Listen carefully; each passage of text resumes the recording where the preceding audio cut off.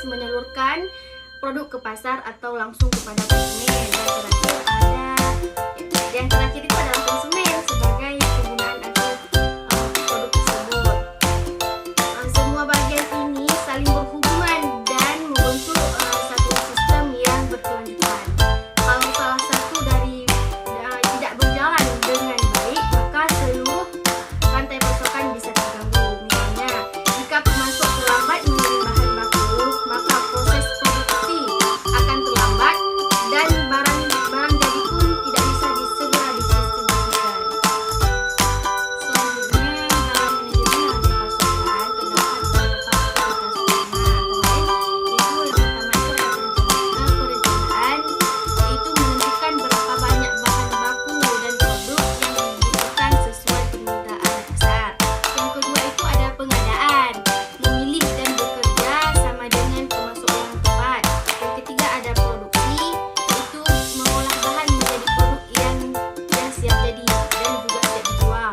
Yang keempat itu ada distribusi, menyalurkan produk ke pasar, toko dan langganan ke konsumen. Yang terakhir itu ada layanan pelanggan, tentunya memastikan produk diterima dengan baik dan pelanggan puas. Setiap aktivitas ini harus berjalan dengan baik, dikelola dengan baik supaya apa? Supaya proses bisnis berjalan lancar dan efisien. Teman-teman, penerapan SCM tadi yang baik juga memberikan banyak manfaat loh. Antara lain yaitu perusahaan mengurangi biaya produksi, mempercepat proses pengiriman, menjaga kualitas produk, serta meningkatkan kepuasan pelanggan. Selain itu, SCM juga membantu perusahaan untuk lebih mudah beradaptasi dengan perubahan pasar atau permintaan konsumen. Namun, tentu saja ada juga tantangan dalam penerapan SCM.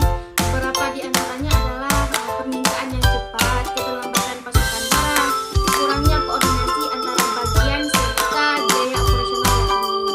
Dan karena itu, perusahaan perlu menerapkan teknologi dan strategi yang tepat agar rantai pasokannya tetap berjalan dengan lancar. Sebagai contoh yang ada di PT Indofood, merupakan salah satunya proses perusahaan yang sukses dan menerapkan manajemen rantai pasokan. Mereka mengatur alur pasokan mulai dari petani yang menyediakan bahan, proses produksi di pabrik hingga distribusi ke berbagai daerah agar stok produksi seperti mie instan selalu tersedia di pasaran. Begitu juga dengan perusahaan digital seperti Shopee dan Tokopedia yang menggunakan sistem rantai pasokan berbasis teknologi. Dengan sistem tersebut, mereka bisa memantau stok barang di gudang